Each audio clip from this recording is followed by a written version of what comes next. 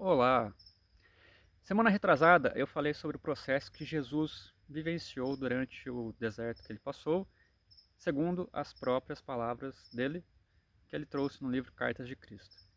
Hoje o tema é Páscoa, porque estamos nesse período importante para quem é cristão, até para quem não é também, mas que adota Jesus como sendo pelo menos um dos grandes avatares que passaram pela Terra, né? O tema de hoje vai ser crucificação e morte, também baseado no livro Cartas de Cristo, tá? Porém, eu peguei alguns trechos e coloquei aqui no leitor digital, para ficar mais simples de fazer um compêndio, tá? Então eu vou ler o trechinho, vou falar onde que tá para vocês e eu vou falar para vocês onde que tá na versão digital do livro, que vocês encontram de forma gratuita no site Cartas de Cristo, tá bom? E então essa página que eu me refiro aqui é do site e não do livro impresso. Vamos lá. Na carta 1, página 5, o que Jesus diz? Note bem, por esta razão, do mesmo modo que os livros escolares de ciência se tornam defasados conforme a mente humana vai absorvendo mais conhecimento científico avançado, assim também deve-se permitir que a atual forma de cristianismo, construída sobre falsas doutrinas centradas em minha crucificação, tenha uma morte natural. Isso também vai ser tema de um próximo vídeo, né? Tudo o que o ser humano já modificou em relação às palavras do mestre para favorecer algumas classes, né? Alguns poucos por aí.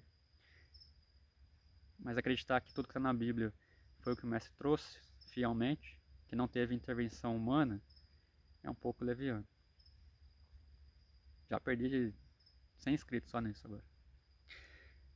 Carta 1, página 8.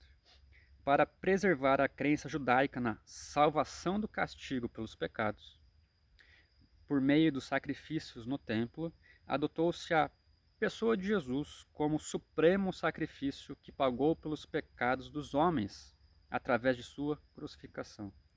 Esta crença servia a muitos propósitos naquele tempo. Não é a morte de Jesus que vai salvar cada um. Também já tem um vídeo só sobre isso também, né? É o que cada um faz, seguindo os caminhos que Jesus seguiu, praticando o que ele falou para fazer. Carta 3, página 11. Faz 2000 anos que os cristãos estão revivendo o trauma de minha crucificação. Ele fala aqui em algum momento do livro também para a gente não ficar se atendo a esse sentimento pesaroso, ruim, né? Lembra das coisas boas. Carta 3, página 12. Por isso, peço àqueles que possam receber minhas palavras que abandonem essa prática de recordar a minha morte. Carta 3, páginas 11 e 12. Isso está sendo escrito num dia de Sexta-feira Santa e vim especialmente para falar acerca de minha crucificação. Vim para dizer que você deve abandonar todo o drama referente à recordação daquele dia. Morri. Isso foi para mim uma libertação maravilhosa. Já é tempo de que as pessoas acordem de seu longo, longo sonho e compreendam a existência como ela realmente é. E a verdade a respeito de minha crucificação, a qual esteve oculta até este momento. Nesse momento, quando ele trouxe o livro. Na Sexta-feira Santa, ano após ano, através dos séculos, pelo mundo todo, foi criado um estado de ser consciência, traumática e contaminada. Esse estado está tão longe da dimensão espiritual da consciência criativa universal, quanto o inferno está distante do céu. Então ele falando sobre a crucificação, que foi algo libertador, né? Para espíritos mais evoluídos, sair desse corpo que nos aprisiona é motivo de graça. Isso daqui é uma prisão. Carta 3, página 14. E mais ainda, tal como é a semeadura, assim é a colheita. Eu sabia que o que eu tinha causado à figueira, inevitavelmente, retornaria para mim de uma maneira ou outra. Então ele falou para as figueiras secar, ele causou a morte de um ser vivo, de um espírito, e a gente sabe que aqui na Terra, pelo menos, começa-se no mineral, vegetal, animal e hominal. Então nós já fomos do reino vegetal. Então é como se estivesse causando um assassinato. Então ele sabia que aquele assassinato que ele causou retornaria para ele também em forma de dor, assim como ele causou dor também para outro ser. Quanto mais elevado, quanto maior a queda. Carta 3, página 14. Então levei os meus discípulos para o templo. Muitos anos tinham se passado desde que eu tinha estado lá e sabia que minha visita serviria para desencadear os acontecimentos que levariam à minha crucificação. E ele conta que ele chicoteou e ele expulsou os agiotas lá do templo, denegrindo eles de forma pública. E aí, causando tudo isso, já não gostavam muito de Jesus, né? Aí os donos da terra lá, do mundo, acabaram sentenciando que ele teria que... Carta 3, página 15. Depois pensei que, se o derramamento de sangue os comovia tanto, daria a eles sangue para que se recordassem de mim. Com essas reflexões irônicas, apanhei um pão, parti-o, passei-o a meus discípulos e disse que o comessem. Comparei o pão partido com o futuro de meu corpo partido. E pedi que repetissem o partir o pão e distribuir, em lembrança do sacrifício de meu corpo para trazer a verdade.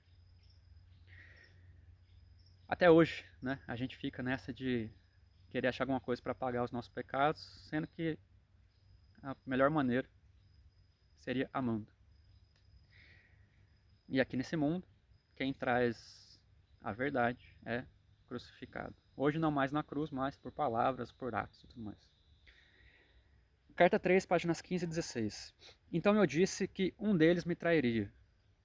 Em segredo, entendia os seus motivos e sabia que ele era uma parte necessária da futura sequência de acontecimentos. Simplesmente cumpriu o papel que a sua natureza levava a desempenhar. Eu sabia que ele sofreria muito e senti compaixão por ele, mas guardei esses pensamentos só para mim. Ao mencionar que um deles me trairia, disse a Judas que saísse para fazer rapidamente o que tinha que fazer. Então Jesus fala, vai lá Judas, cumpra o seu papel. Não dá para se aprofundar aqui, mas tem muitos estudos que falam que Jesus era talvez um dos apóstolos de maior confiança, que Jesus mais confiava. E a gente sabe que aqui é só um teatrinho que a gente vive. Né? Já está tudo combinado lá no plano espiritual, quando a gente vem para cá a gente só encena.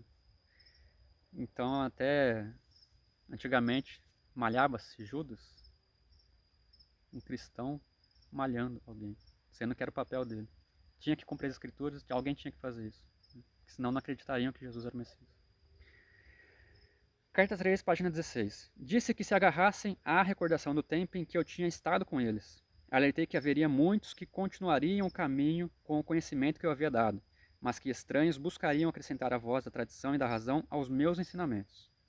Minhas palavras seriam tão distorcidas que finalmente já não revelariam a verdade original que eu havia trazido ao mundo. Foi o que eu falei sobre já está totalmente comprometido o que Jesus trouxe, né? Carta 3, página 17. Quando finalmente morri na cruz, meu espírito retirou-se de meu corpo torturado, fui elevado dentro de uma luz radiante e indescritível. Fui envolvido no calor e no consolo do amor, tal como nunca antes tinha experimentado. Tinha uma sensação de envolvente louvor, uma poderosa certeza de ter feito um bom trabalho. Tinha um barulho aqui. De êxtase na força universal para continuar a obra e de uma alegria e encantamento que está muito além de qualquer coisa que a condição terrena possa conhecer. Para espíritos elevados, sair desse corpo físico é uma bênção, não é algo ruim. Amanhã falamos sobre a ressurreição.